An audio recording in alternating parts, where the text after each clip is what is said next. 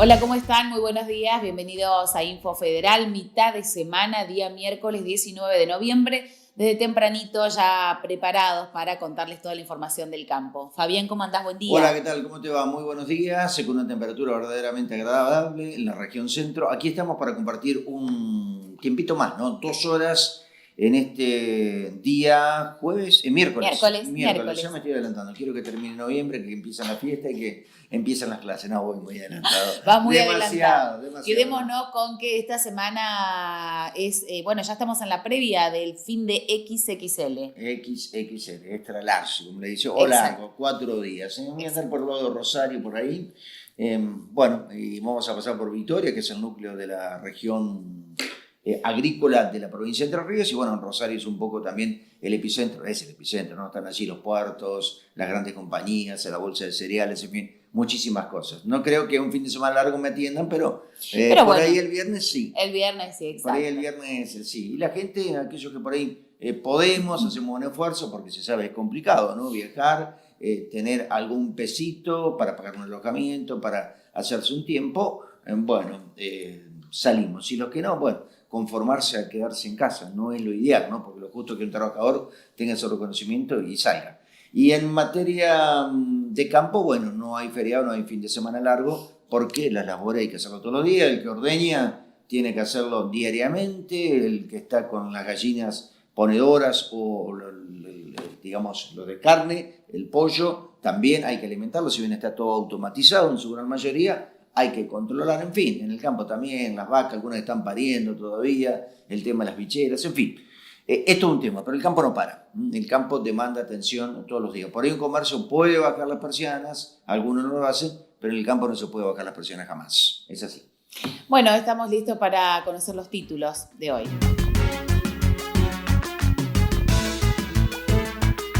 El Poder Ejecutivo limita al Instituto Nacional de la Yerba Mate y deroga artículos claves de su funcionamiento.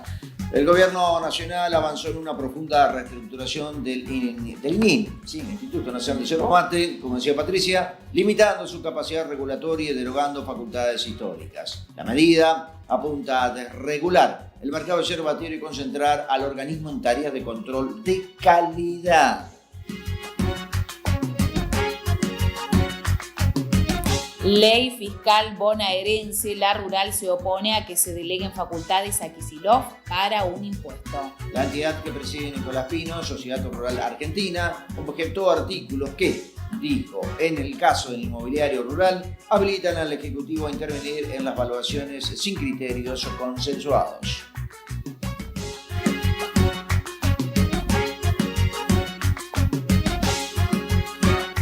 Extienden la emergencia agropecuaria por sequía en Río Negro. El Ministerio de Economía oficializó la medida mediante la resolución 1782/2025. La prórroga abarca la ganadería bovina, ovina y caprina y estará vigente hasta mayo del 2026.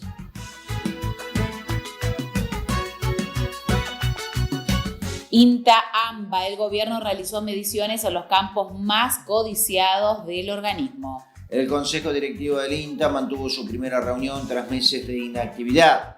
Parte del temario del encuentro estaba dedicado a recuperar algunas aristas clave del plan de ajuste que se intentó por decreto y que fue obstaculizado por los rechazos en ambas cámaras del Congreso.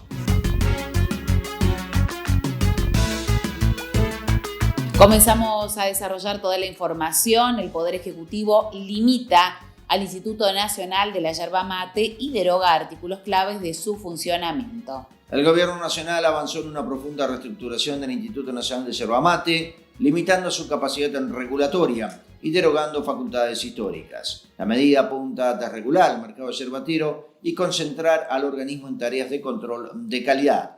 El Gobierno Nacional oficializó este martes el decreto 812/2025, que modifica de manera significativa el marco regulatorio del Instituto Nacional de la Yerba Mate, INIM.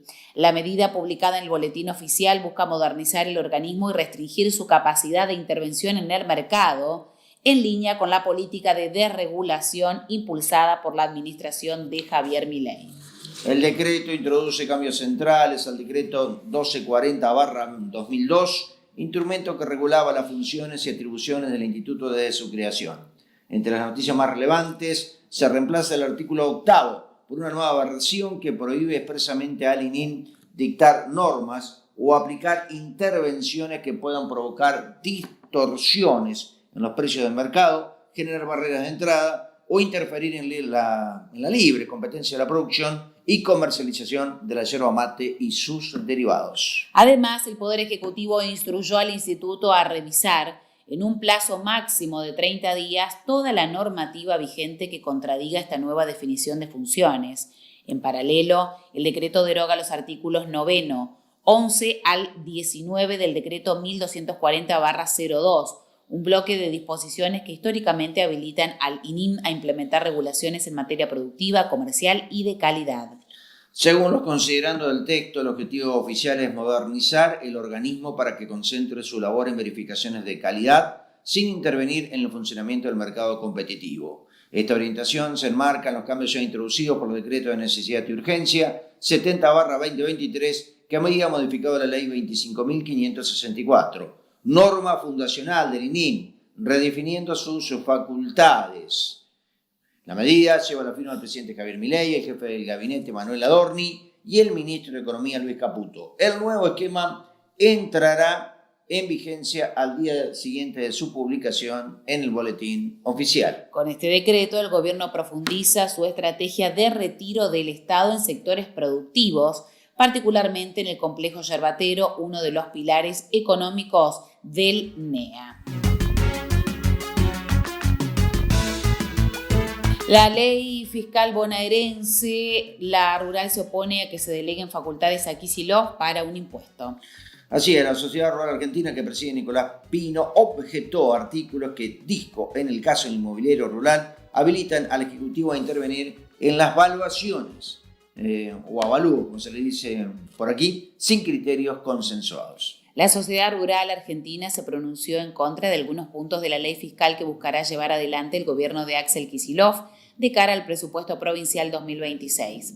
Entre otras cuestiones, la entidad que preside Nicolás Pino se opone a la posibilidad de que el Poder Ejecutivo bonaerense intervenga en las valuaciones para el mobiliario rural sin criterios consensuados.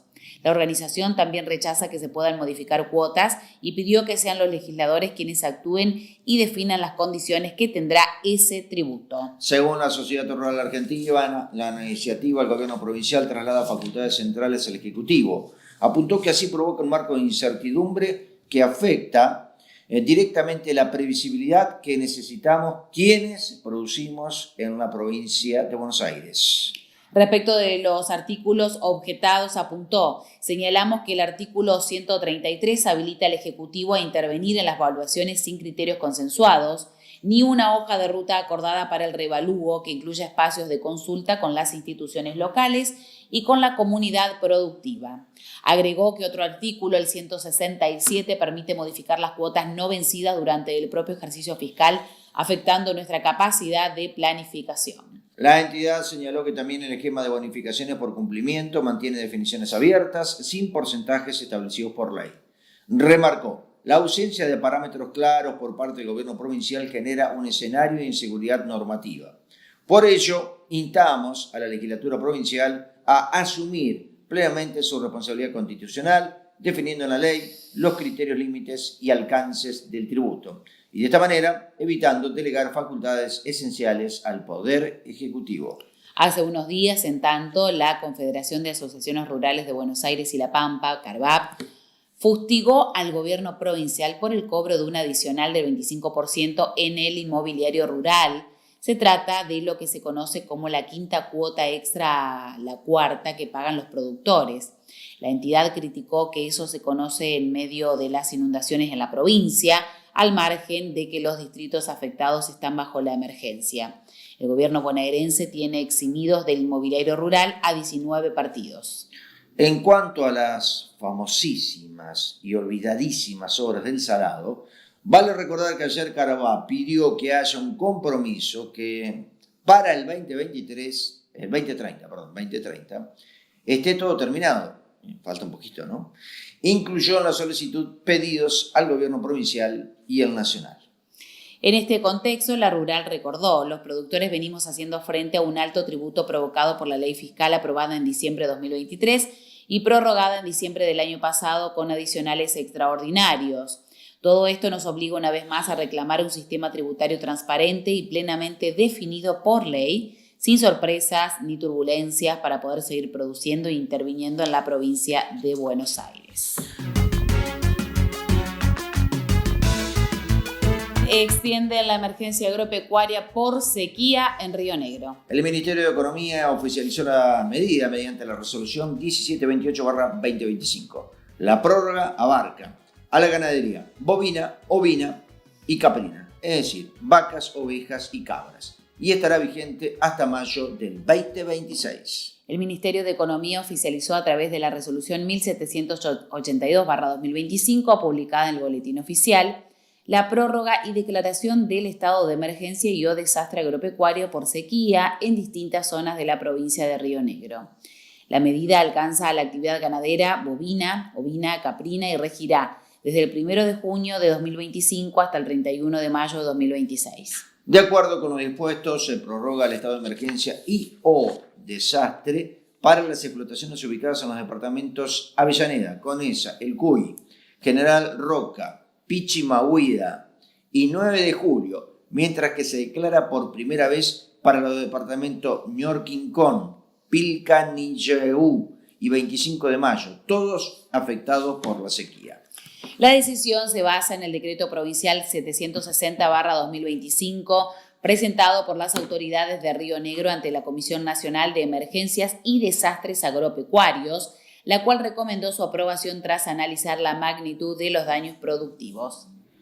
Asimismo, se fijó el 31 de mayo del 2026 como fecha de finalización del ciclo productivo para las explotaciones comprendidas. Esto en concordancia con la ley 26.509 y su correspondiente decreto reglamentario.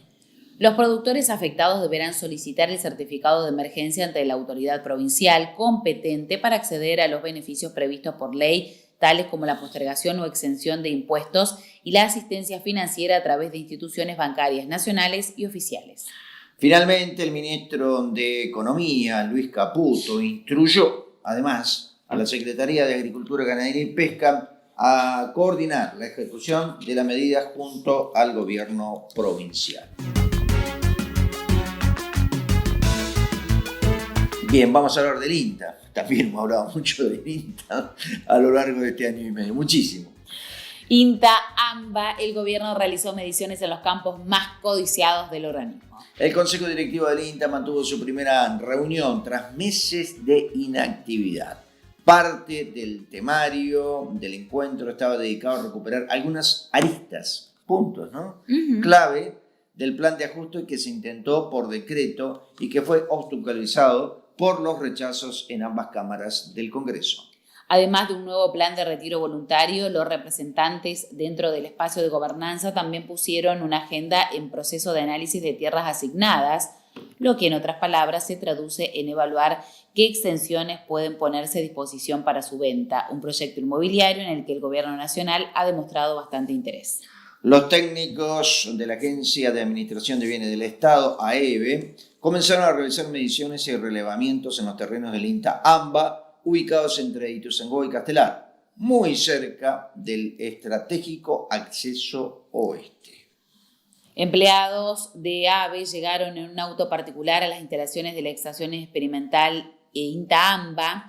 Era un piloto de dron y otro técnico que tomaba notas y corroboraba con imágenes satelitales. En el tiempo que estuvieron allí, en los campos que posee el INTA Castelar, aunque por catastro le corresponden al partido de Ituzaingó, los funcionarios recorrieron la totalidad de los terrenos mientras tomaban además imágenes por aire. En el caso de los edificios también los visitaron para compararlos con los registros satelitales que llevaron impresos. La estación de INTA meses atrás se fue vaciada de recursos y de personal y a pocas horas de que se reactive la propuesta de desprenderse de inmuebles pertenecientes al organismo, en el marco de un consejo directivo mucho más afín al ajuste que hace tiempo se intenta llevar adelante. La base operativa de esa experimental está ubicada en una de las zonas más codiciadas del área metropolitana, Parque Leloir, Sus 600 hectáreas no solo son el epicentro de investigaciones agropecuarias, sino también una interesante oportunidad para los negocios inmobiliarios en ese llamativo barrio del partido de Ituzaingó.